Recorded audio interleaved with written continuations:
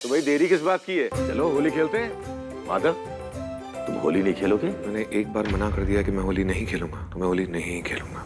वैदेही माधव को कुछ ना कुछ करके मना ही लेगी। उसके बाद क्या करना है वो मुझे प्लान करना। अगर सब कुछ मेरी प्लान के हिसाब से हुआ ना, तो माधव को होली में शामिल होने से कोई नहीं रोक सकेगा।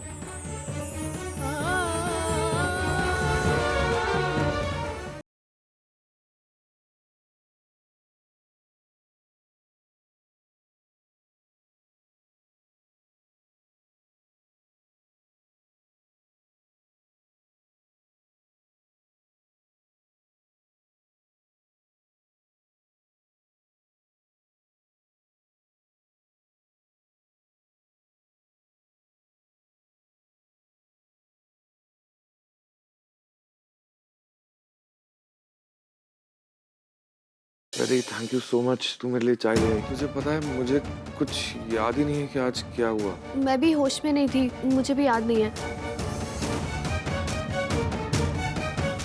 अच्छा हुआ वहाँ आप आ गई। मैं जानता हूँ कि आप दिन में यहाँ नहीं थी, लेकिन अगर किसी ने आपको बताया कि यहाँ क्या हुआ है तो आप प्लीज मुझे बता दीजिए, क्योंकि हर कोई मुझसे अजीब बिहेव कर रहा है। जो कुछ भी दिन में हुआ उसे भूल जा।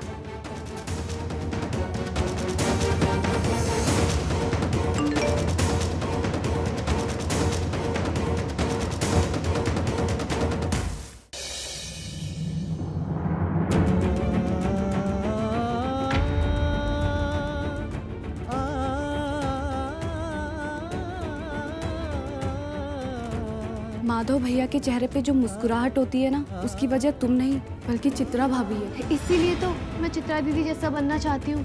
और आप देखना भाभी, एक ना एक दिन माधव को भी मुझसे प्यार हो जाएगा। वो भोली भाली लड़की अपना खुद का अस्तित्व मिटाने चली है ताकि वो आपकी पत्नी चित्रा जैसी बन सके और आपका सच्चा प्यार पा सके। आप हैं कि अपने स्वार्थ के आगे उस बेचारी का भ्रम टूटने ही नहीं देते। चित्रा की आत्मा बहुत शक्तिशाली है, परंतु इस धागे से ज्यादा नहीं। धागा कितनी भी शक्तिशाली आत्मा को बांध सकता है। इसे अपने घर में बांध दो तो चित्रा की शक्ति को खत्म कर देगा। चित्रा, तू तो गई, तेरा खेल खत्म। आपका प्यार पाने के लिए वो चित्रा भाभी बनने की कोशिश कर रही है। तुम मेरी डायरी क्यों पढ़ रही है? इस डायरी को पढ़ के खुद को बदलने की प्रेरणा मिलती है मुझे। तेरी अर्धांगिनी बनने के लिए मुझे एक नई वैदेही बनना पड़ेगा जिससे तू प्यार कर सके। वैदेही के जख्म बहुत गहरे हैं और इन्हें मैं नहीं भर सकता, लेकिन अब मुझे सिर्फ इसका एक ही हल नजर आ रहा है कि मैं वैदेही से और उसकी जिंदगी से हमेशा हमेशा के लिए चला जाऊं। माधव, जब तू मेरे पास होता है तो मुझे कुछ नहीं सोचता, कुछ नहीं दिखाई देता। कैसे दूर जाऊं मैं तुझसे, नामुमकिन है ये मेरे लिए। वैदेही, मैं तेरी जिंदगी से हमेशा हमेशा के लिए दूर जा रहा हूँ।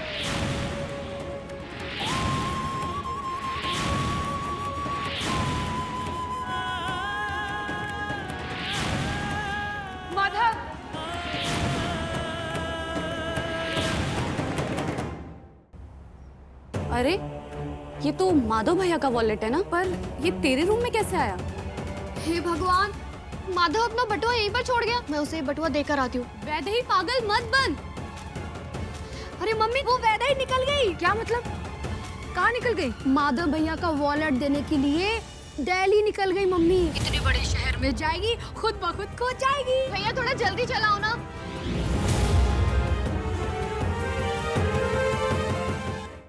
वैदेही, बस गए वो लोग, हो गया। नहीं माधव, इनकी हिम्मत तो देख, तुझसे कैसे बातें कर रहे थे। इन्हें पता नहीं तू इनके साथ क्या क्या कर सकता है। उन्हें पता चल गया होगा, शायद इसलिए ही चली गई। माधव, इनकी बदतमीजी का जवाब देना जरूरी था। मैं बस वही कर रही थी। जवाब दे दिया ना, लेकिन मेरी ये बात अच्छे से समझ ले। आज के बाद तू कभी भी किसी भी लड़के से ऐसे लिफ्ट नहीं मांगेगी, और स्पेशली ऐसे रास्ते में लेट के तो बिल्कुल भी नहीं, वरना जिंदगी भर मुझसे बुरा ना कोई नहीं होगा। मतलब तू जिंदगी भर मेरे साथ रहेगा?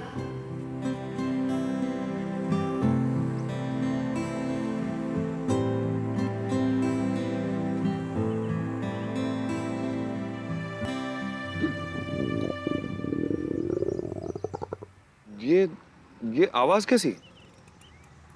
कुछ नहीं। तुझे भूख लगी है? हाँ माधव, बहुत जोर से भूख लगी है, इसलिए पेट में से अजीब अजीब आवाजें आ रही हैं।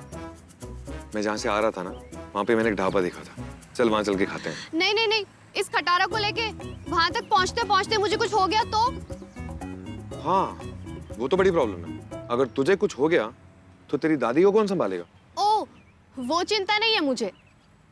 मैंने पहले ही अपना बीमा करवाया हुआ है, सुरक्षा बीमा योजना के तहत। तुझे पता है माधव, सिर्फ 12 रुपए सालाना भरने पड़ते हैं और उस पे कोई टैक्स भी नहीं लगता। और अगर भगवान ना करे मुझे कुछ हो गया ना, तो दादी को पूरे 2 लाख रुपए मिलेंगे, क्योंकि मैंने उन्हें नामांकित, मतलब वो अंग्रेजी में क्या कहते हैं, नॉमिनी।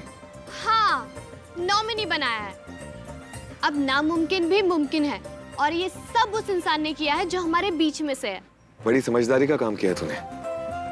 मुझे नहीं पता था कि तू इतना सब सोच लेती है। माधव, सोच बदलेगी तभी तो देश बदलेगा ना। करेक्ट, सोच बदलेगी तभी तो देश बदलेगा। चले हम कुछ खा के आते हैं। चल।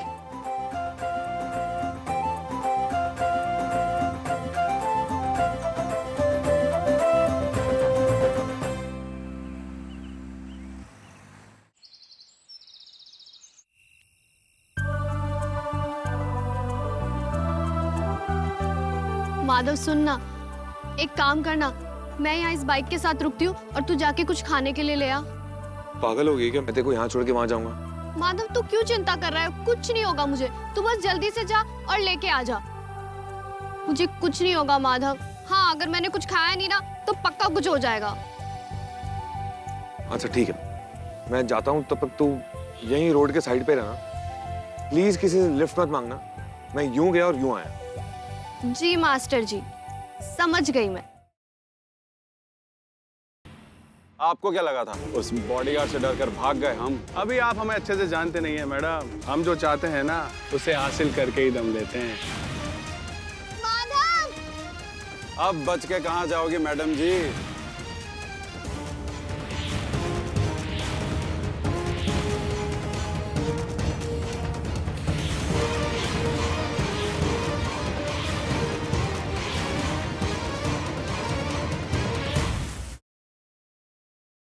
तुम तो हमारी प्राण प्यारी हो, राज दुलारी हो।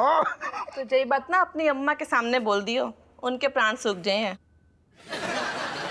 अरे यार, तुम फिर अम्मा को बीच में घुसेड़ती हूँ हर बात पे जी। गलत बात है, हम कह रहे हैं ना, हमने बोल दी। बस नाचेंगे तो मतलब नाचेंगे तुम्हारे साथ। खुश? जी तुम्हारी सेहत के लिए अच्छो रहे है। अरे यार, जी बैनिया ने ऐसी चिरांद फैलाई है, सारो कछु भी संभाले ना संभल रहो। दैट जरा पर्दे हटाइए ना, बहुत घुटन सा हो रहा है।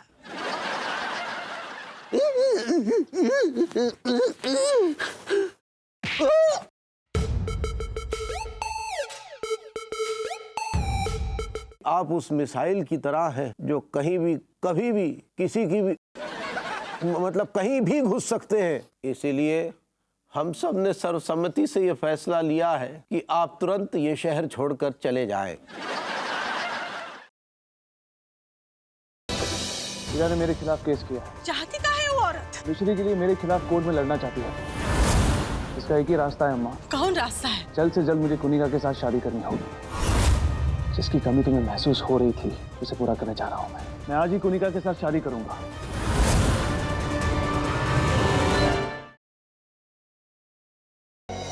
होने वाले धर्म युद्ध में शिक्षा प्राप्त करते श्री कृष्ण के मार्ग में असुर धनु माता संग करता है विघ्नोत्पन्न, जिसके द्वारा संदीपनी ऋषि भूल जाते हैं समस्त अलौकिक मंत्र।